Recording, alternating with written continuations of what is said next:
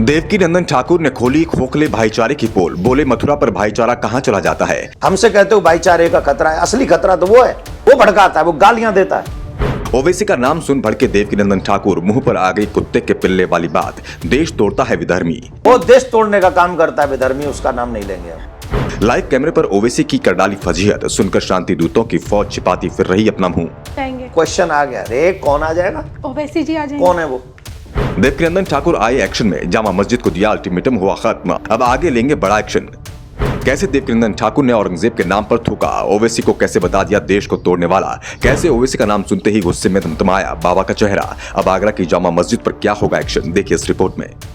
देवकी नंदन ठाकुर का अल्टीमेटम पूरा हो चुका है। चर्चा आगरा में मस्जिद को उखाड़कर मूर्तियां निकालने की चलने लगी है। लोगों को इंतजार है देवकी नंदन ठाकुर के अगले कदम का। क्या अब आगरा में भी बड़ा आंदोलन खड़ा होने वाला है? वैसे भी देवकी नंदन महाराज ने टीवी डिबेट्स के माध्यम से भी ऐलान कर दिया है कि हम मूर्तियां वापस लेकर ही रहेंगे।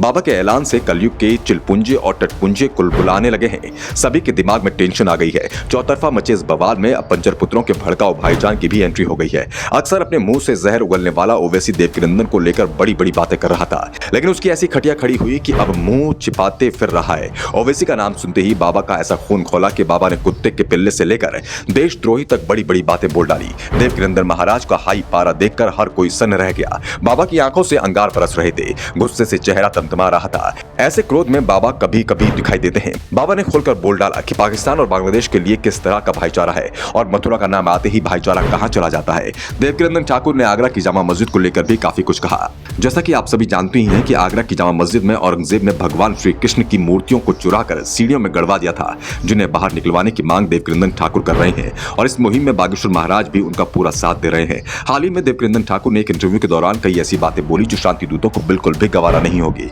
दरअसल देवकी नंदन ठाकुर ने सबसे पहले भाईचारे को लेकर बोलते हुए कहा कि जब बात पाकिस्तान बनाने की आती है तो सबको हिंदू मुस्लिम भाईचारा दिखता है, बांग्लादेश की बात पर भी भाईचारा दिखता है, लेकिन मंदिरों की बात होती है, मथुरा की बात होती है तो ये भाईचारा कहां चला जाता है।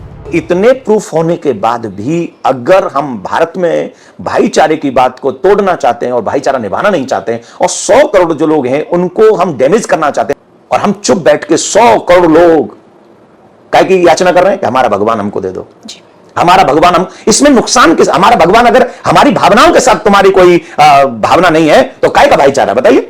मैं इस बात को नहीं मानता हूं और भाईचारा निभाने का समय खत्म हो चुका है। उन्होंने कोई भाईचारा हमारे साथ नहीं निभाया।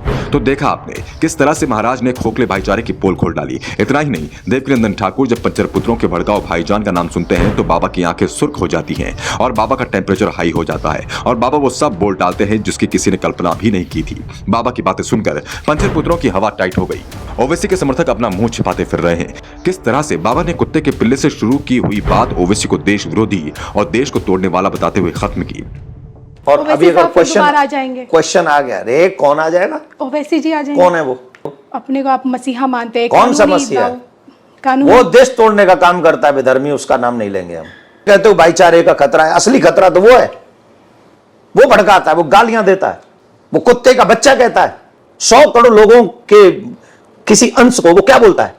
वो कैसे हो सकता है मसीहा किसी भी धर्म का जो भड़काऊ भाषण देता हो? वो ऐसा हो सकता है? तो देखा आपने किस तरह से महाराज ने ओवैसी को उसकी औकात याद दिला दी। चलिए अब आपको बताते हैं कि बाबा अल्टीमेटम खत्म होने के बाद क्या करेंगे।